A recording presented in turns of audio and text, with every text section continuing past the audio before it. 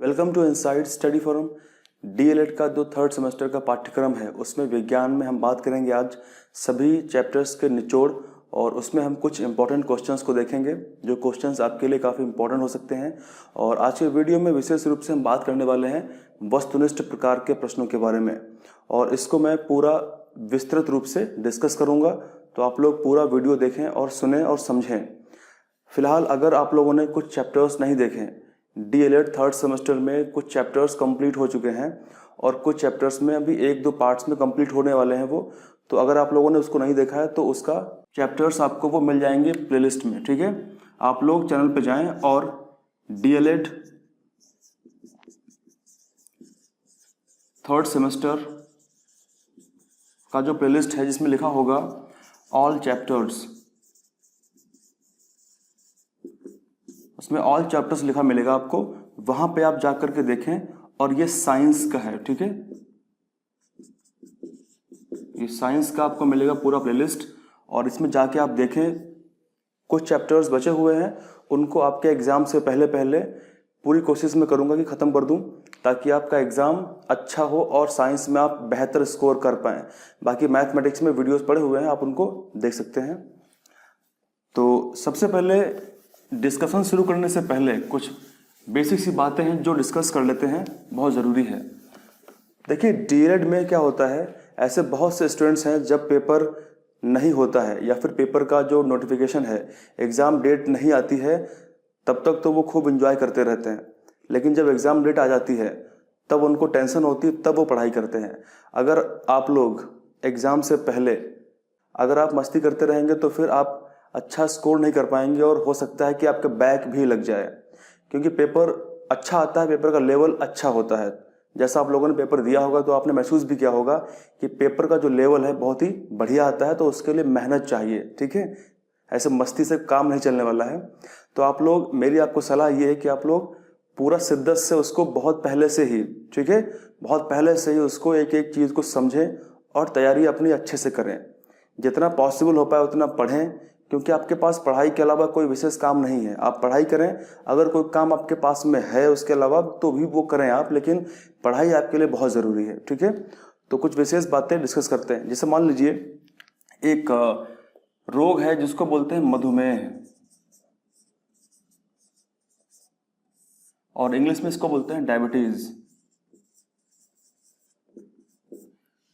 मधुमेह के ऊपर कई क्वेश्चंस पूछे गए हैं पिछले वर्षों में, और इस बार भी मधुमेह के ऊपर क्वेश्चंस बनने के चांसेस पूरे रहते हैं। तो इसमें कुछ विशेष बातें, फिलहाल तो मैंने इसको पूरा डिस्कस किया हुआ है, लेकिन आज के इस वीडियो में कुछ विशेष बातें हम डिस्कस करने वाले हैं मधुमेह के बारे में। सबसे पहली बात यह कि मधुमेह है क्या, मधुमेह कैसी बीमारी है। मधुमेह एक अनियमित जीवन शैली से उत्पन्न होने वाला रोग है, यानी ये एक ऐसा बीमारी है, ये एक ऐसा रोग है जो अनियमित जीवन शैली, जिन व्यक्तियों का जीवन शैली अनियमित है, लाइफस्टाइल अनियमित है, कोई भी उनका फिक्स पैटर्न नहीं है, ना तो सोने का पैटर्न फिक्स है, ना तो उठने का पैटर्न फिक्स है, ना ही खाना खाने का पैटर्न फिक्स है। तो इस प्रकार की जो अनियमितताएं जीवन में हैं, अगर वो रहेंगी तो जाहिर सी बात है फिर बॉडी में, शरीर में कुछ विकार उत्पन्न होंगे। तो एक स्वस्थ व्यक्ति के शरीर में स्वस्थ ब्रेन यानी स्वस्थ मस्तिष्क निवास करता है। अगर आपका शरीर स्वस्थ नहीं है तो आपका ब्रेन भी स्वस्थ नहीं होगा और आप सही तरीके से कार्य नहीं कर पाएंगे जितना उचित तरीके से आप कार्य कर सकते थे। तो सबसे पहले हेल्दी, और गीता में भी कहा गया है युक्ताहार विहारस्य युक्त चेष्टस्य कर्मसु युक्त स्वप्न व बोधस्य योगो भवति दुख। यानी अगर आप सही तरीके से युक्ताहार विहारस्य, अगर आप सही तरीके से आहार करते हैं, नियमित करते हैं और एक नियत करते हैं, उसके अलावा थोड़ा बाहर जाके घूमते हैं, विहार करते हैं, सही समय पे सोते हैं, सही समय पे जागते हैं, तो ये आपका एक योग के समान है। ठीक है, ऐसा नहीं कि आप कपालभाति करें तभी योग होगा। अगर आप इस दिनचर्या को फॉलो करेंगे कि आपके जीवन में सही समय आपका निर्धारित रहेगा, सोने का, जागने का, खाना खाने का, क्या खाना खाना है, क्या नहीं खाना खाना है, तो आपका ये भी जीवन एक योग है। तो इस अवस्था में कभी भी कोई दुख नहीं होता है। ठीक है, तो इसमें अगर बात करें डायबिटीज में क्या होता है, देखिए सबसे पहली बात तो ये है कि हमारे शरीर के अंदर ये हमारा आमाशय है। क्या है हमारा ये आमाशय, जिसको इंग्लिश में हम स्टमक कहते हैं। स्टमक के जस्ट नीचे, स्टमक के जस्ट नीचे यहाँ पे एक विशेष प्रकार की ग्रंथि होती है जिसको हम कहते हैं इंग्लिश में पैनक्रियाज, जिसको हिंदी में हम कहते हैं अग्नाशय। क्या बोलते हैं इसको हिंदी में हम? इसको हिंदी में हम कहते हैं अग्नाशय, पैनक्रियाज। और जस्ट हमारे पेट के स्टमक के राइट साइड में दाहिनी तरफ एक और ग्लैंड होती है जिसको हम बोलते हैं यकृत, ये लीवर है। और हम सभी जानते हैं कि हमारे शरीर के अंदर जो सबसे बड़ी ग्रंथि है वो क्या है? वो लीवर है, ठीक है। सबसे विशाल ग्रंथि कौन सी? लीवर है। और उसके बाद में जो सेकेंड लार्जेस्ट है वो है पैनक्रियाज। ये हमारे शरीर के अंदर सेकेंड सबसे बड़ी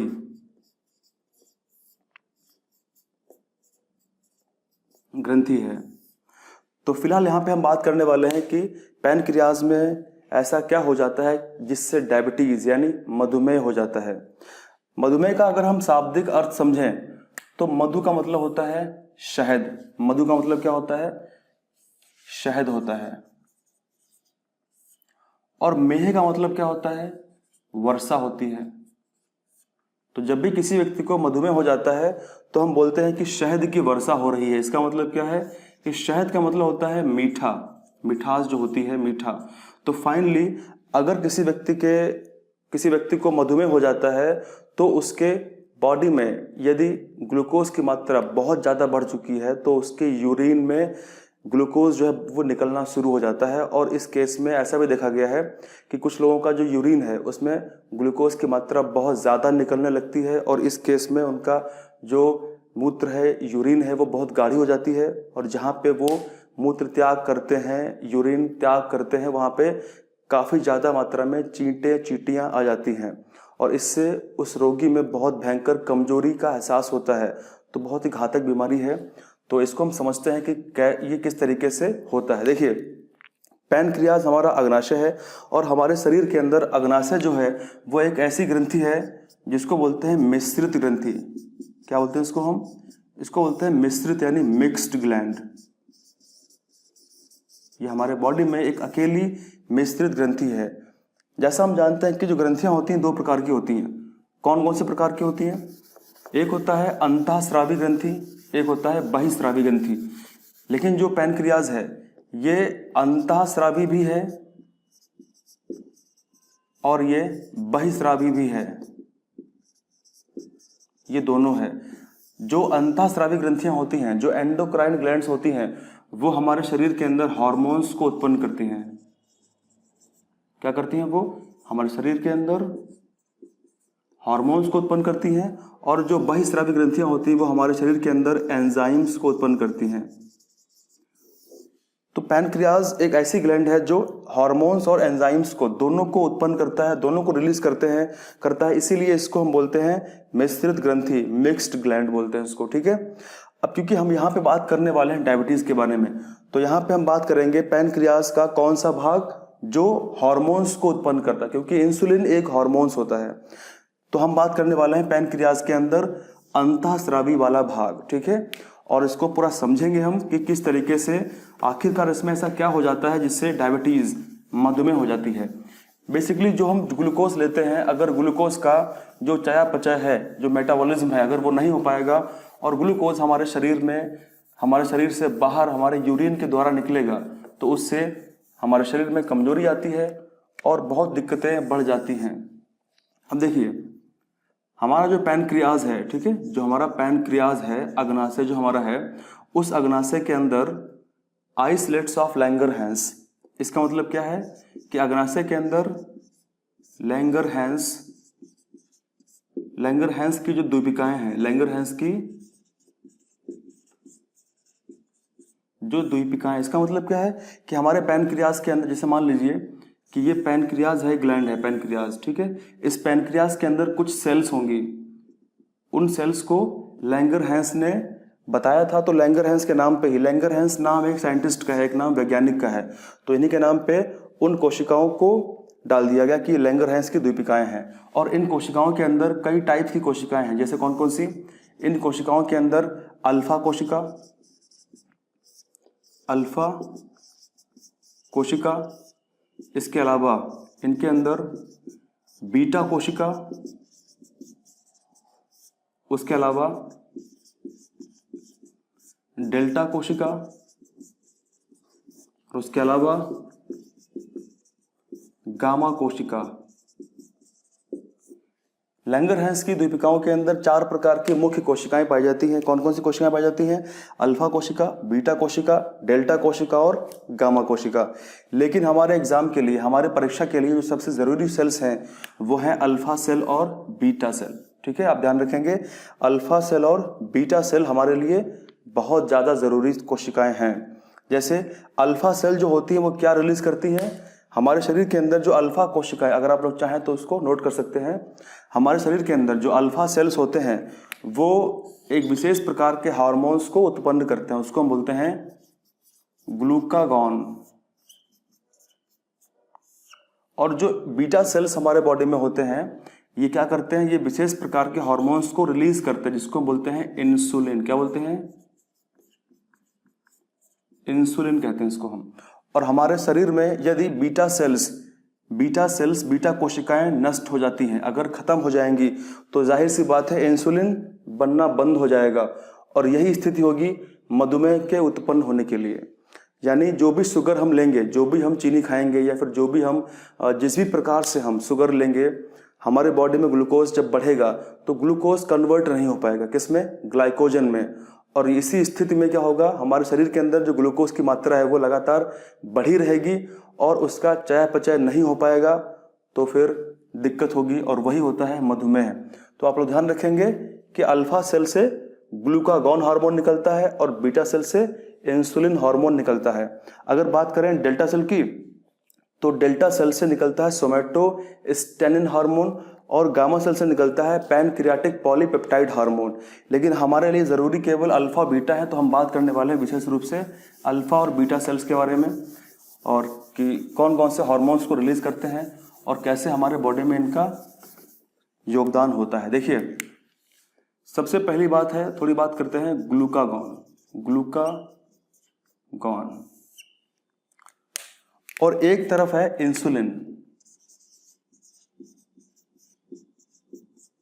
एक तरफ है इंसुलिन। ठीक है, अब यहां पे आप लोग देखिए, हमारे शरीर के अंदर जो ग्लूकोज होता है, जैसे मान लीजिए किसी व्यक्ति ने रोटी खाई, ठीक है, किसी व्यक्ति ने रोटी खाई, रोटी किसी व्यक्ति ने खा ली, रोटी में मंड होता है, मंड का मतलब होता है स्टार्च।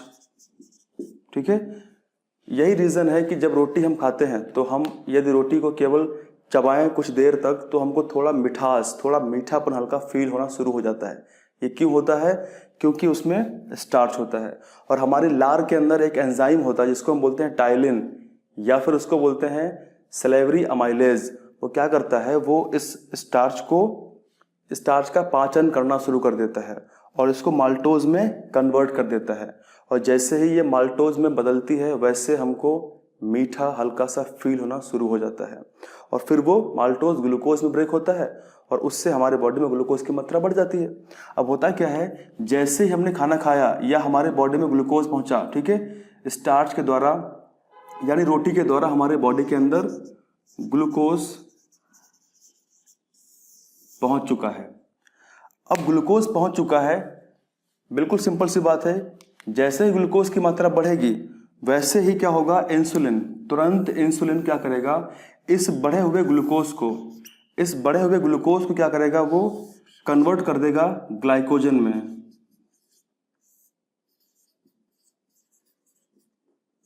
वो ग्लाइकोजन में इसको कन्वर्ट कर देगा। अब देखिए, ग्लूकोज की मात्रा जो बढ़ी हुई थी वो किस रूप में कन्वर्ट हो चुकी है? वो ग्लाइकोजन के रूप में बदल चुकी है। इसका मतलब कि ग्लूकोज अब कन्वर्टेड है, कंट्रोल है। यदि ऐसा हो जाए कि यदि इंसुलिन पूरा खत्म हो जाए, यानी इंसुलिन बनना बंद हो जाए, बीटा कोशिकाएं मर जाएं, तो क्या होगा? ग्लूकोज का जो स्तर है, जो बढ़ा स्तर है, क्या कंट्रोल हो पाएगा? कंट्रोल नहीं हो पाएगा। इसी स्थिति को हम कहते हैं डायबिटीज। यही समस्या है मधुमेह, डायबिटीज। ठीक है, तो आप लोग ध्यान रखेंगे। अब इसका काम क्या होता है? इसका काम ये होता है कि जब ये देखता है हमारी बॉडी के अंदर जब ग्लूकोज की मात्रा कम हो जाती है, ठीक है, हमारे शरीर के अंदर जब ग्लूकोज की जो मात्रा है वो कम हो जाती है, तब उस केस में क्या होता है, जो ग्लाइकोजन होता है ये क्या करता है, ये ग्लाइकोजन को ग्लूकोज के अंदर कन्वर्ट करना शुरू कर देता है। क्या करता है ये?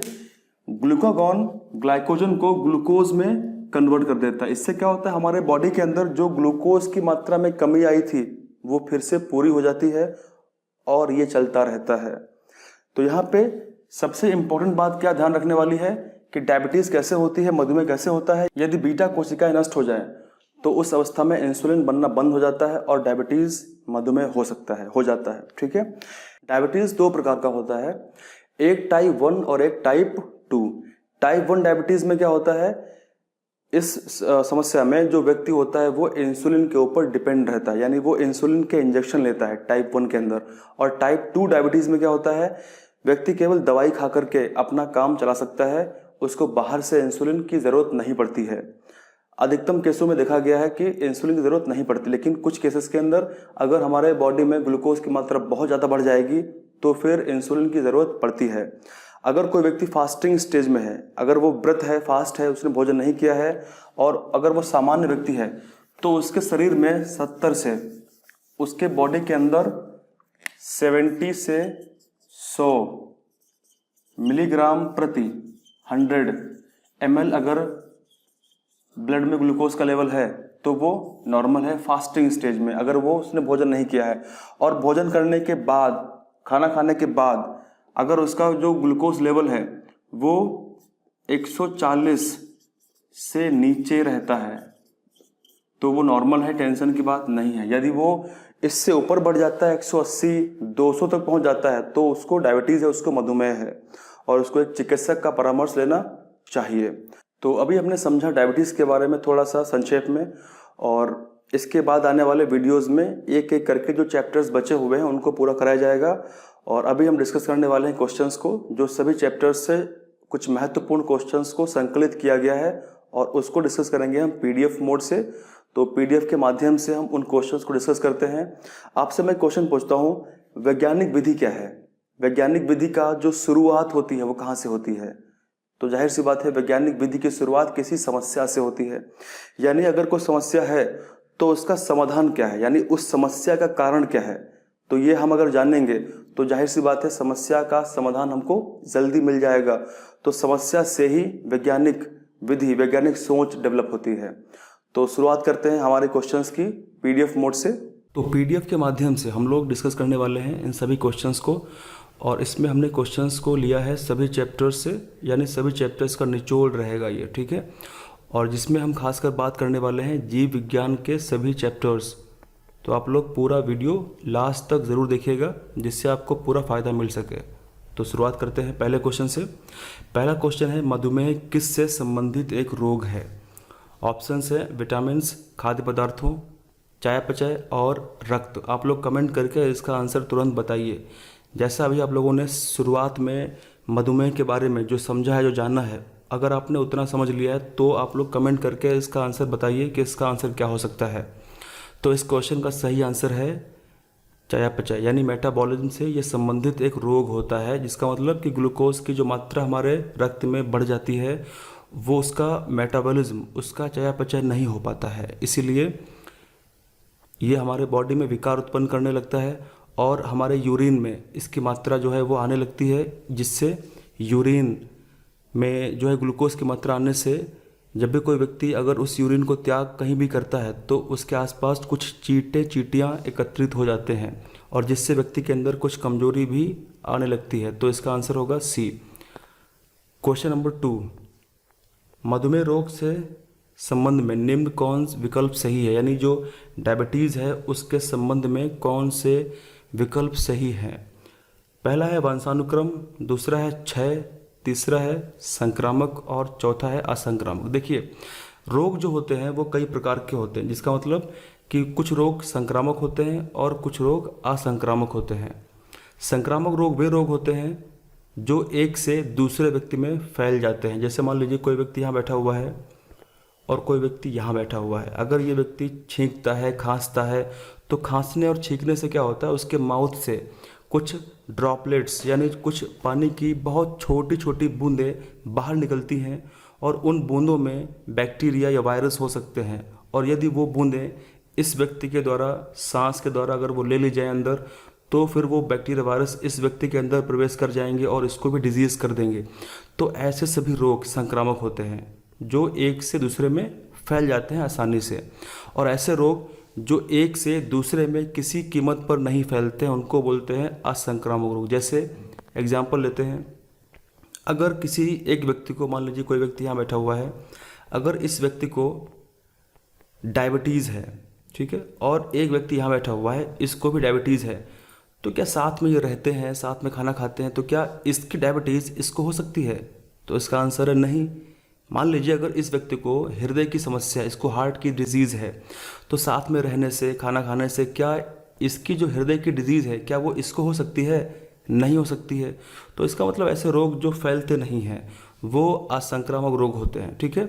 एक तो प्रकार इनका ये होता है।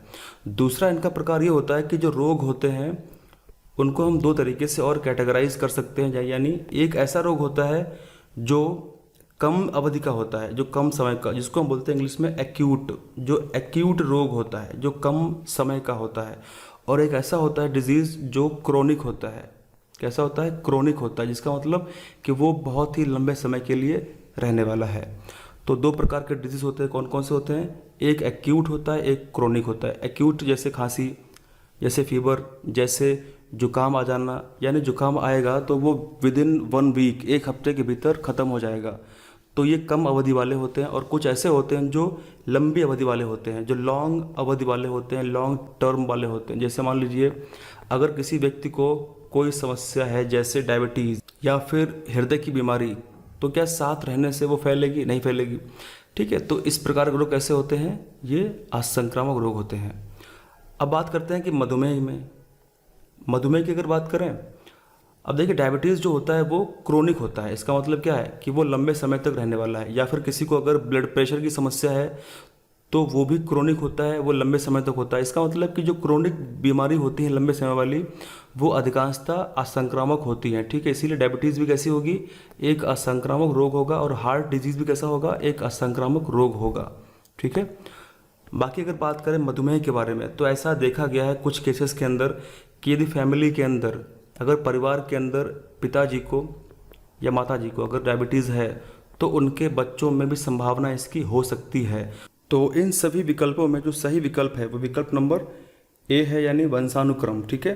जो वंशानुक्रम होता है, हो सकता है। उसके बाद हम बात करते हैं क्वेश्चन नंबर 3। आप लोग कमेंट करके इनके आंसर ज़रूर बताते रहें, जिससे मोटिवेशन होकर के बाकी भी स्टूडेंट्स कमेंट ज़रूर करें। क्वेश्चन 3, मधुमेह रोग में किसकी कमी से होता है? यानी मधुमेह जो बीमारी है वो किसकी कमी से हो जाती है? बॉडी में ऐसा क्या है जो कम हो जाता है? इंसुलिन, ग्लूकागॉन, सोमैटोस्टेनिन या विटामिन डी? तो जाहिर सी बात है, आप लोगों ने वीडियो देखा है स्टार्टिंग में, तो इसका आंसर आप लोग तुरंत कर पाएंगे। इसका आंसर क्या होगा? इंसुलिन होगा। अगर मैं आपसे क्वेश्चन पूछूं कि इंसुलिन कौन सी कोशिका से निकलता है, तो इसका आंसर क्या होगा? बीटा कोशिका से निकलता है, ठीक है, जो पैनक्रियाज में, अग्नाशय में पाई जाती हैं। ओके। अगर मैं आपसे बोलूं कि जो ग्लूकागॉन होता है इसका कार्य क्या होता है? अभी आप लोग कमेंट करके तुरंत बताइए इसका कार्य क्या, क्योंकि इसके बारे में शुरुआत में वीडियो में डिस्कस किया गया है, ठीक है। तो आप लोग तुरंत इसका फंक्शंस के बारे में बताइए कि ये क्या करता है बॉडी में। क्वेश्चन नंबर 4 की बात करते हैं। वैज्ञानिक विधि का प्रथम चरण क्या है? यानी वैज्ञानिक विधि जो है वो शुरुआत जब होती है तो उसका प्रथम चरण क्या होता है? आप लोग तुरंत इसका क्वेश्चन का आंसर कमेंट करके अतिशीघ्र बताइए। तो इसका जो ऑप्शंस हैं उनको ज़रा हम पढ़ते हैं एक बार। इसका जो पहला ऑप्शन है इसमें लिखा हुआ है कि समस्या। दूसरा इसका ऑप्शन है परिकल्पना। तीसरा इसका ऑप्शन है प्रेक्षण और निर्णय। अब जाहिर सी बात है कि वैज्ञानिक विधि की जो शुरुआत है, जो इसका प्रथम चरण है, वो समस्या है। यानी अगर समस्या नहीं होगी तो उसका कारण हमें पता नहीं चलेगा, क्योंकि अगर समस्या ही नहीं होगी तो उसके कारण खोजने की हमको ज़रूरत ही नहीं पड़ेगी। तो समस्या अगर होगी तो हम उसके कारण की खोजबीन करेंगे, उसके कारण को जानने का प्रयास करेंगे, और यहीं से शुरुआत होती है वैज्ञानिक विधि की। ठीक है, तो समस्या से ही सभी चीज़ें सामने आती हैं और फिर वैज्ञानिक उस समस्या को सुलझा लेता है और उसके लिए कारण भी बता देता है। तो थोड़ा विस्तार से इसके बारे में हम लोग समझते हैं कौन कौन से महत्वपूर्ण स्टेप्स होते हैं जो वैज्ञानिक लेता है।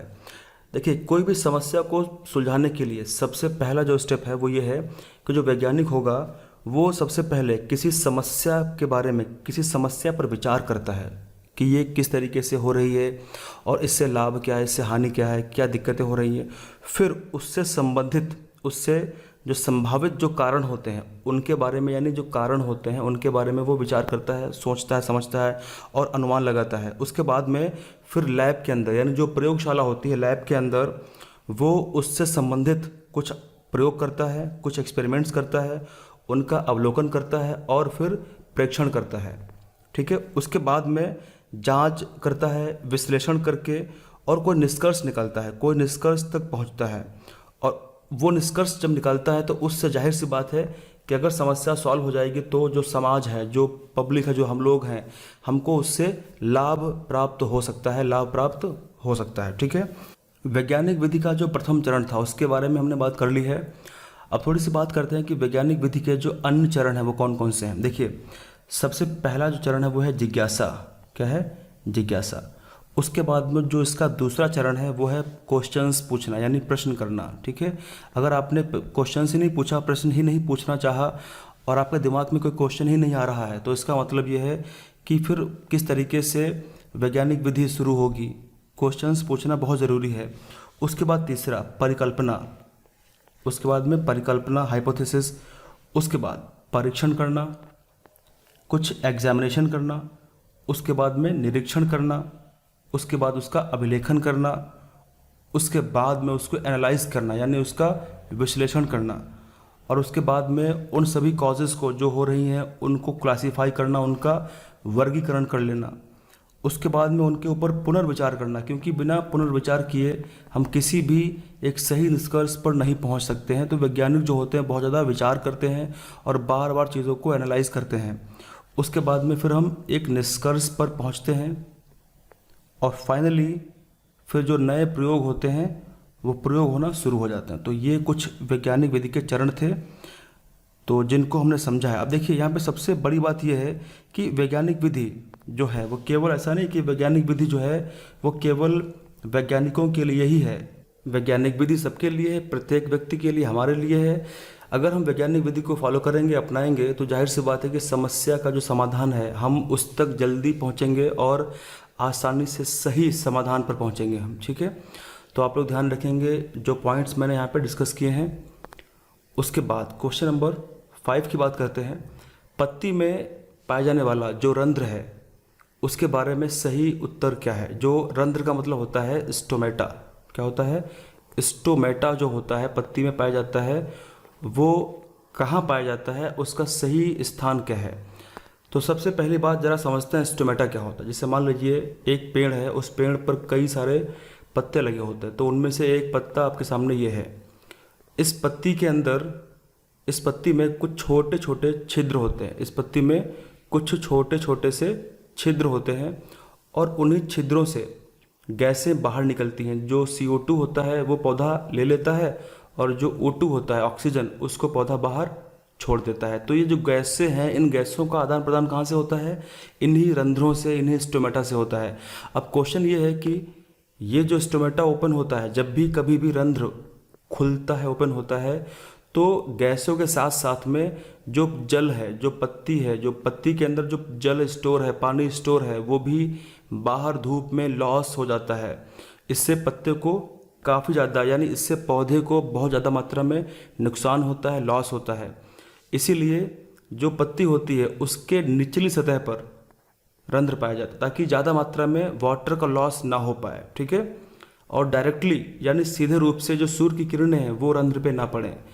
तो इसीलिए इसका ऑप्शन नंबर बी सही होगा। क्वेश्चन नंबर 6 की बात करते हैं। आप लोग कमेंट करके तुरंत इसके बारे में बताइए। इसमें लिखा हुआ है कि पुष्प का जो नर भाग होता है यानी जो male part of the flower होता है वो निम्न में से कौन सा होता है? तो आपके पास ऑप्शंस हैं स्त्री केसर, पुंग केसर, दलपुंज और बाह्य दल। तो आप लोग कमेंट करके इसका आंसर तुरंत बताइए कि इसका आंसर सही क्या हो सकता है। अब देखिए नाम से ही यहाँ पे आपको समझ में आ रहा होगा, जो स्त्री केसर है इसका मतलब क्या है कि वो फीमेल पार्ट की बात हो रही है, यानी फ्लावर के अंदर, फूल के अंदर जो फीमेल पार्ट है, स्त्री पार्ट है, वो स्त्री केसर होता है, ठीक है। और जो पुंकेसर होता है वो पाया जाता है फ्लावर में, और वो होता है नर भाग, यानी जो मेल पार्ट होता है फ्लावर का, जो नर भाग होता है वो पुंकेसर होता है, ठीक है। तो आइए इसको देखते हैं कि ये किस तरीके से होता है, कहाँ पे होता है। तो आपके सामने स्क्रीन पर एक पुष्प का संरचना है, पुष्प के स्ट्रक्चर है। इस पर आप लोग देख पा रहे होंगे कि जो ये पत्ती है, मतलब ये जो पंखुड़ी है इसकी, और पंखुड़ी के जस्ट अंदर आप अगर देखेंगे जो ये भाग हैं, इस तरीके से जो भाग यहाँ पे हैं, ये इनको हम बोलते हैं पराग कोश, ठीक है। ये पराग कोश होते हैं और ये जो नीचे जो जाता है वो तंतु होता है। इसका मतलब जो पीले पीले भाग यहाँ पे आपको दिखाई दे रहे हैं इस तरीके से, ये पराग कोश होते हैं, ठीक है। और इन्हीं के ऊपर जो पराग कण होते हैं वो पाए जाते हैं। और पराग कण करते क्या हैं, वो निषेचन करते हैं, यानी जो परागण होता है उसके लिए कारगर होते हैं। और जो पाए जाते हैं कहाँ पे, पराग कोशों पर, यानी इसको इंग्लिश में हम एंथर कहते हैं, एंथर, जो एंथर पर पाए जाते हैं। और इसी को हम कहते हैं पुंकेसर। यही होता है पुरुष पार्ट, यानी किसी फ्लावर के अंदर, किसी पुष्प के अंदर जो नर भाग होता है वो पुंकेसर होता है। वहीं अगर हम बात करें दूसरी ओर, जो स्टिग्मा होती है, यानी जो स्टिग्मा का मतलब होता है स्त्री केसर, जो स्टिग्मा होती है, जो बीच का ये जो पार्ट है ये होता है स्त्री केसर, यानी ये है फीमेल वाला पार्ट किसी भी फ्लावर के अंदर। इसमें सबसे ऊपर को हम बोलते हैं वर्तिकाग्र, ये स्टिग्मा होती है, और उसके बाद बीच में जो पार्ट है उसको बोलते हैं वर्तिका, और नीचे होता है अंडाशय यानी ओव्यूल, ठीक है। तो ये कुछ पार्ट थे फ्लावर के, तो आप लोगों ने इसको समझ लिया होगा। क्वेश्चन नंबर 7, मूल रोम किन में पाया जाता है, यानी जो मूल रोम होते हैं वो किन में पाए जाते हैं, तनों में, पत्तों में, जड़ में या फिर पुष्प में? तो जाहिर सी बात है जो मूल रोम होते हैं वो पाए जाते हैं जड़ में, ठीक है। तो इसका आंसर क्या होगा, इसका आंसर होगा सी, ये जड़ में होते हैं, तनों में नहीं होते हैं। और ये कई प्रकार के होते हैं, आगे वीडियो में पूरा मैं बात करूंगा कि कितने प्रकार के ये मूल रोम होते हैं और ये कहाँ कहाँ होते हैं, कौन कौन से ये कार्य करते हैं, ठीक है। तो क्वेश्चन नंबर 8 की बात करते हैं, म्यूकर। म्यूकर किसे कहते हैं, म्यूकर क्या होता है? देखिए म्यूकर की अगर बात करें तो ये एक प्रकार का फंगस होता है, एक प्रकार का कवक होता है, ठीक है। तो यहाँ पे कौन कौन से ऑप्शंस हैं आप लोग कमेंट करके बताइए कि इसमें से कौन सा आंसर सही होगा। फिलहाल तो मैंने इसका आंसर बोल ही दिया है, फफूंद है, खमीर है, जीवाणु है या फिर उपरोक्त सभी। तो जाहिर सी बात है इसका आंसर होगा फफूंद, ठीक है। जो कवक होते हैं, जो फफूंद, इसको बोलते हैं मोल्ड इंग्लिश में, ये मोल्ड होता है और एक टाइप का ये भी क्या है, फंगस होता है, ठीक है। खमीर भी एक प्रकार का फंगस होता है, लेकिन खमीर में बस अंतर ये होता है कि जो खमीर होता है, जो ईस्ट, इसको इंग्लिश में ईस्ट कहते हैं हम, जो ईस्ट होता है वो एक कोशिकी होता है और जो फंगस कवक होता है वो बहुकोशिकी होता है। इसका मतलब कि जो फंगस होते हैं वो बहुकोशिकी और एक कोशिकी हो सकते हैं, ठीक है। तो इसका आंसर क्या होगा, फफूंद होगा इसका आंसर। उसके बाद हम बात करते हैं क्वेश्चन नंबर 9 पे, भोजन को संरक्षित करने की मुख्य विधि कौन सी है?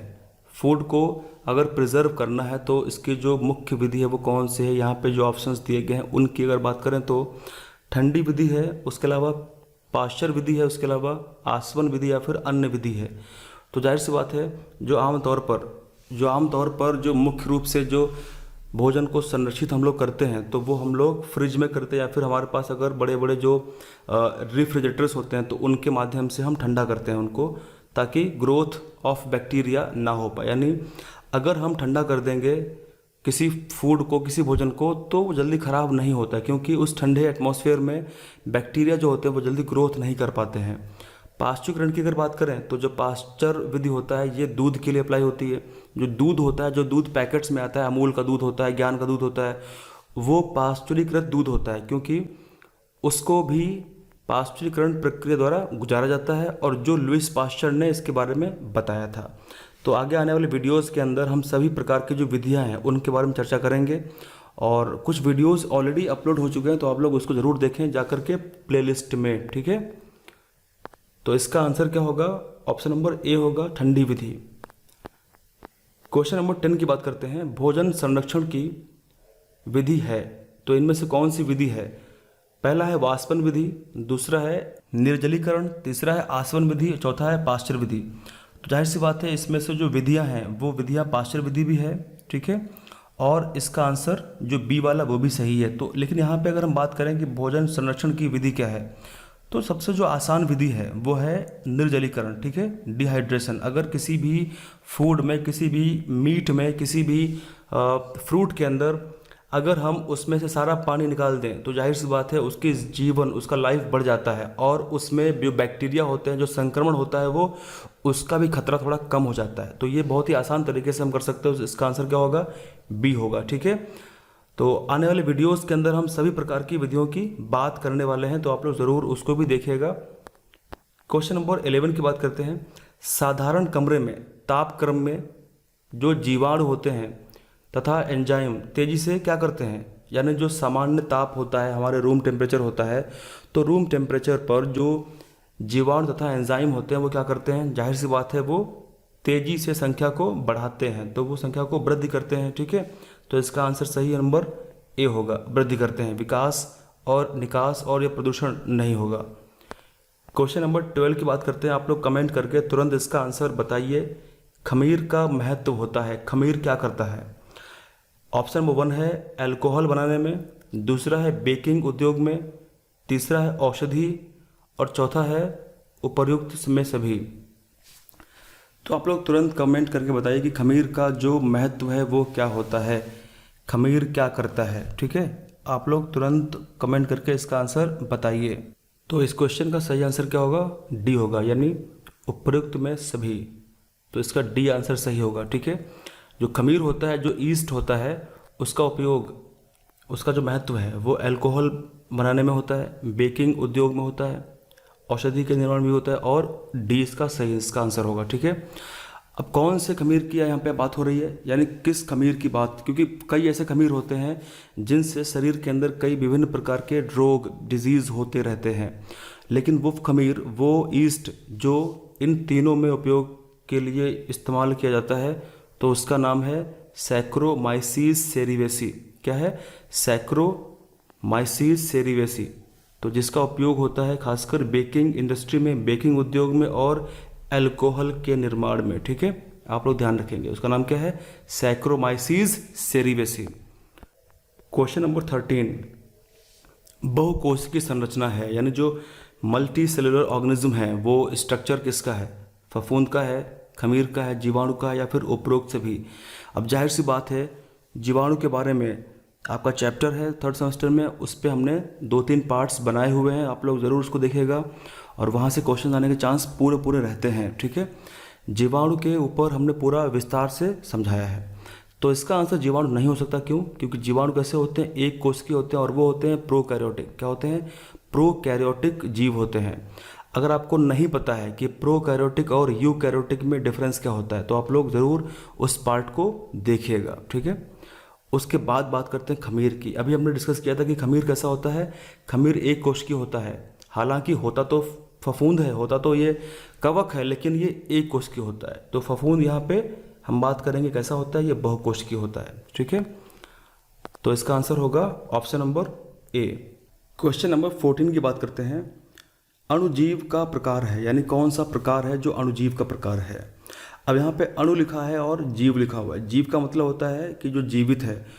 जो हमने पीछे डिस्कस किया था वीडियोस के अंदर, जो वीडियोस अपलोड किए गए थे, उसमें जीवन सिर्फ कहाँ हो सकता है, जो लाइफ है, जीवन वो सिर्फ कहाँ हो सकता है, वो सिर्फ कोशिका में संभव है।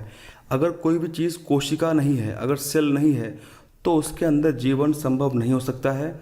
जीवन संभव सिर्फ कोशिका में होता है, सेल के अंदर होता है। तो जाहिर सी बात है, अब इनमें से कौन कौन सेल हैं? खमीर, ईस्ट, यानी ये एक सेल है, कोशिका है। फफूंद भी एक सेल है, कोशिका है, और बैक्टीरिया भी एक कोशिका है, एक सेल है। तो तीनों इसके आंसर होंगे सभी, ठीक है।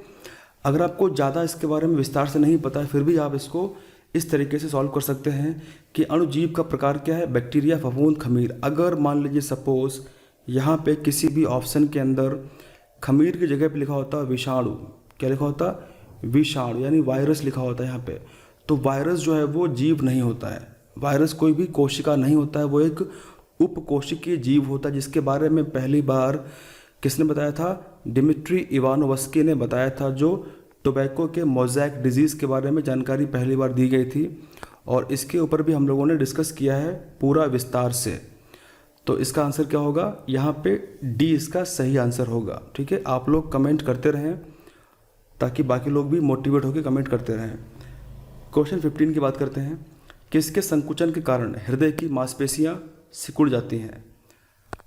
अब ये हार्ट जो चैप्टर हमारा है वो हमने पढ़ा तो नहीं है फिलहाल, लेकिन बहुत जल्दी आपको 1 या 2 दिन के अंदर वीडियो आपको मिलने वाला है हृदय के ऊपर, जो भी ज़रूरी धमनी, सिरा, महाधमनी, महासिरा, कपाट कितने होते हैं, कौन कौन सा ब्लड प्योर बहता है, कौन से ब्लड अशुद्ध बहता है, तो सारी बातें हम करने वाले हैं इसके बारे में। तो किसके संकुचन से, जाहिर सी बात है कि अगर छोटी आंत संकुचित होगी तो उससे हमारे जो मांसपेशियां हैं वो सिकुड़ जाएंगी क्या? नहीं। बड़ी आंत अगर, तो इससे कोई फ़र्क नहीं पड़ेगा ना, फेफड़े से भी कोई फ़र्क नहीं पड़ेगा। इसका मतलब क्या है कि जो हमारे हृदय है, यदि हृदय के जो संकुचन होगा तो उससे जो हमारी हृदय की जो मांसपेशियां हैं वो क्या होंगी? वो सिकुड़ जाएंगी। ये बहुत ही इजी क्वेश्चन है, आप लोग बहुत शांति से इसको सुनिए। किसके संकुचन के कारण हृदय की मांसपेशियां सिकुड़ जाती हैं? तो जाहिर सी बात है, जब हृदय संकुचित होगा तभी तो उसकी मांसपेशियां सिकुड़ेंगी, और इसका क्वेश्चन का छोटी आंत से, बड़ी आंत से या फेफड़े से कोई संबंध नहीं है। ठीक है, आपसे मैं क्वेश्चन पूछता हूँ, आप लोग कमेंट तुरंत करिए। जो हमारा हृदय होता है, ठीक है, जो हमारा हृदय होता है, उस हृदय के चारों तरफ कौन सी झिल्ली पाई जाती है जो इसको प्रोटेक्ट करती है? और बिल्कुल इसी प्रकार जो हमारा फेफड़ा होता है, लंग्स जो हमारा होता है, हमारे लंग्स के चारों तरफ कौन सी झिल्ली पाई जाती है जो उसको प्रोटेक्ट करती है? आप लोग तुरंत कमेंट करके उसका आंसर बताइए। चलिए फिलहाल हम अगर बात करें कि किस झिल्ली, कौन झिल्ली हमारे हृदय के चारों तरफ पाई जाती है, उसको हम बोलते हैं पेरिकार्डियम। क्या बोलते हैं उसको? हम उसको बोलते हैं पेरिकार्डियम। तो आप लोग ध्यान रखेंगे, पेरिकार्डियम झिल्ली हमारे हृदय के चारों तरफ पाई जाती है।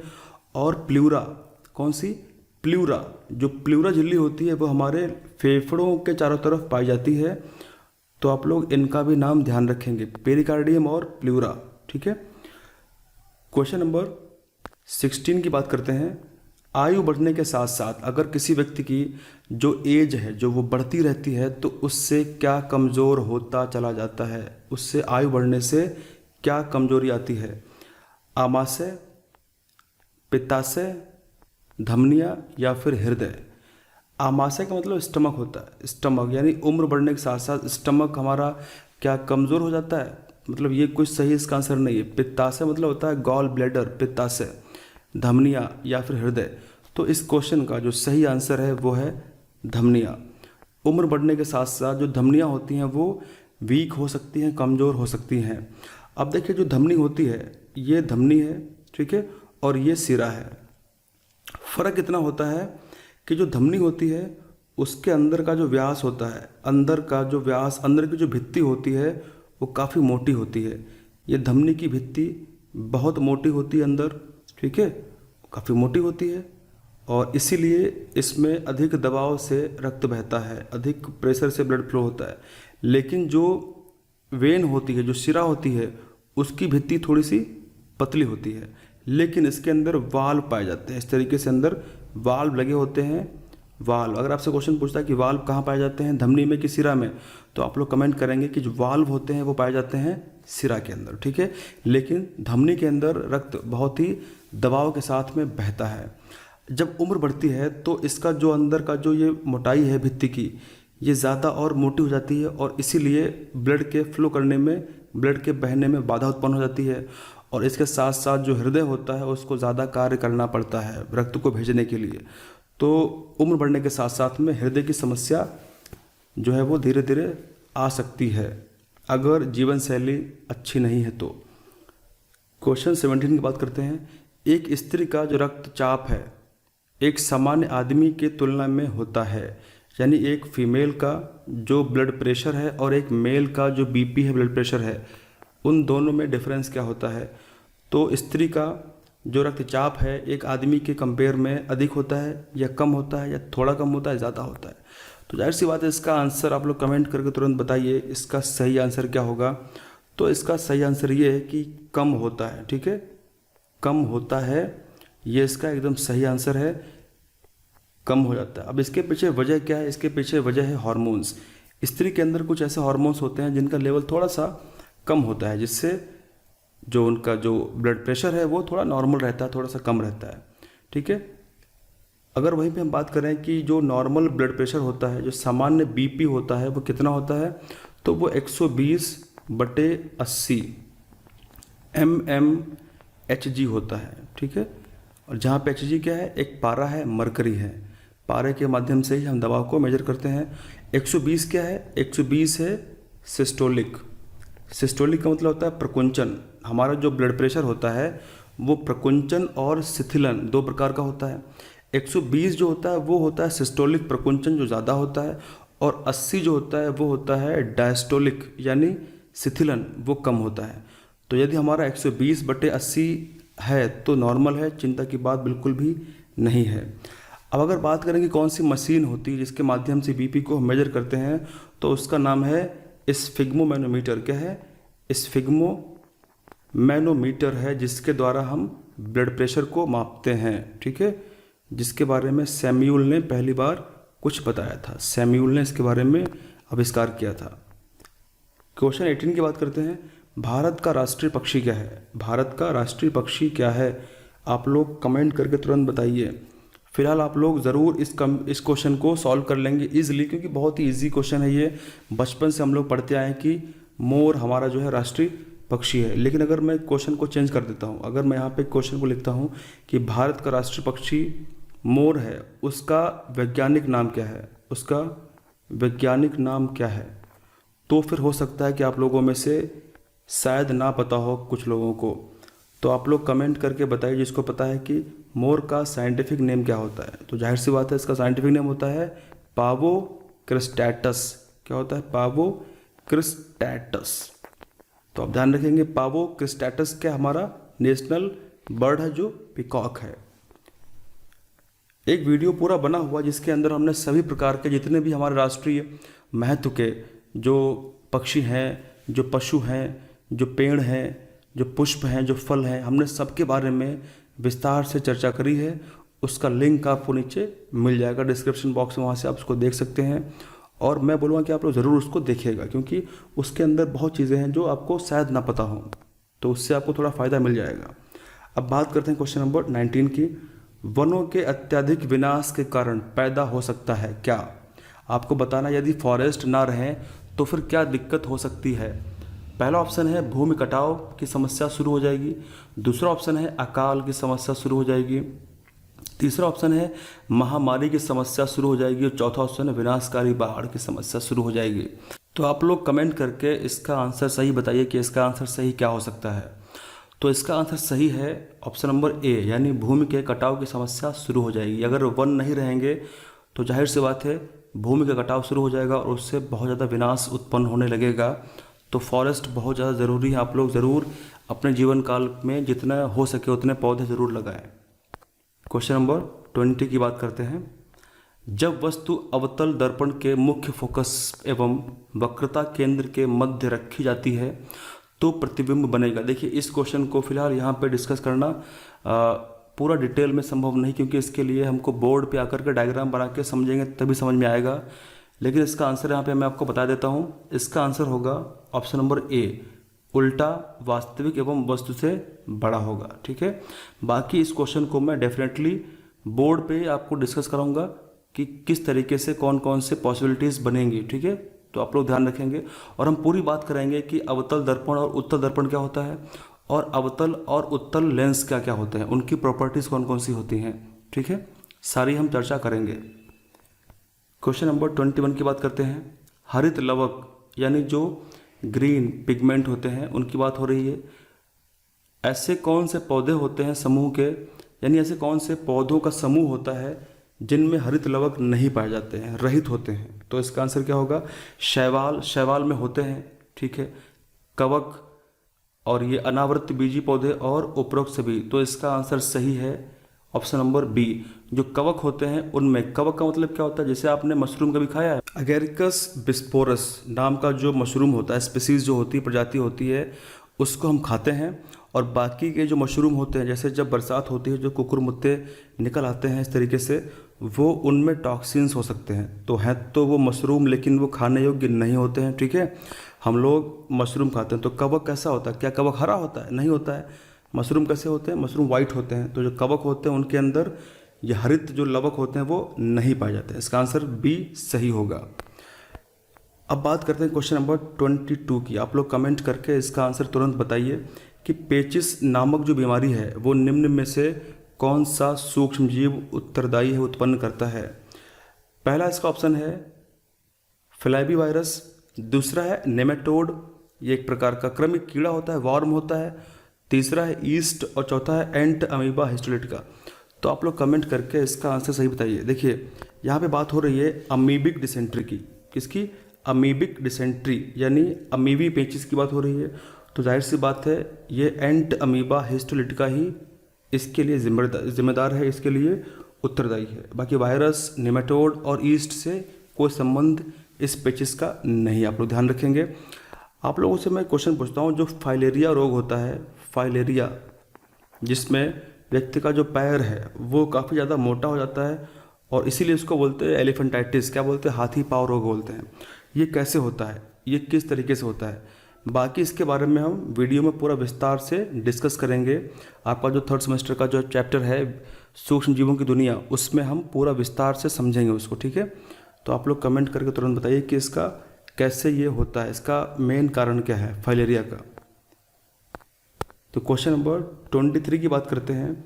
जो कंडुआ रोग होता है ये किस में होता है? नींबू में होता है, आलू में होता है, गेहूं में होता है, लौकी में होता है। देखिए कई सारे ऐसे रोग होते हैं जो बैक्टीरिया, वायरस या कवक, कौन कौन से? बैक्टीरिया यानी जीवाणु, वायरस यानी विषाणु और कवक का मतलब फंजाई, फंगस। तो ऐसे कई रोग होते हैं जो इन तीनों से पौधों में होते हैं। अब यहाँ पे हम बात करें अगर कंडुआ की, तो जो कंडुआ रोग होता है वो कवक द्वारा होता है, कवक। तो इसके पीछे कवक जिम्मेदार है, लेकिन होता किस में है? गेहूं में और धान में होता है। यहाँ पे ऑप्शन क्या है? गेहूं में। तो इसका आंसर सही गेहूं होगा। तो जरा आप देखते हैं कि गेहूं में ऐसा क्या होता है जिससे ये समस्या बढ़ जाती है। तो इस रोग में समस्या क्या होती है? जैसा यहाँ पे आप लोग देख रहे हैं, जो बाली होती है, जो गेहूं की बाली होती है वो कुछ इस तरीके से हेल्दी होती है, एकदम स्वस्थ बाली होती है। लेकिन कहीं कहीं पे क्या होता है कि बाली में कुछ विशेष प्रकार से इस तरीके से फंगस के द्वारा इन्फेक्शन हो जाता है और इसी को बोलते हैं कंडुआ डिजीज़, ठीक है। लूज स्मट ऑफ व्हीट उसको बोलते हैं। और इस तरीके से फंगस इसमें इन्फेक्शन करता है और बाली पूरी सड़ जाती है। तो ये होता है गेहूं के अंदर। तो शायद आप लोगों ने, जो लोग गांव में रहते हैं उन लोगों ने ज़रूर इसको देखा होगा, नोटिस किया होगा, ठीक है। तो ये गेहूं में और धान में होता रहता है। अब बात करते हैं आगे हम क्वेश्चन नंबर नेक्स्ट की। और क्वेश्चन नंबर 24 जो है वो लास्ट क्वेश्चन आज का हमारा है।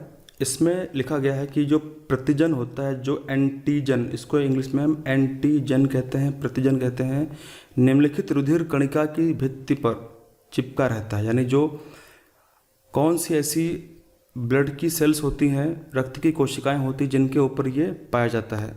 तो जाहिर सी बात है आप लोगों ने अगर ब्लड के चैप्टर को पढ़ा है, जो हमने वीडियो पूरा बनाया था और वो अपलोड है, तो उसके लिए आप लोग ज़रूर प्लेलिस्ट को चेक करें, उससे आपका बहुत फ़ायदा हो जाएगा, क्योंकि हमने उसको बहुत विस्तार से समझाया था।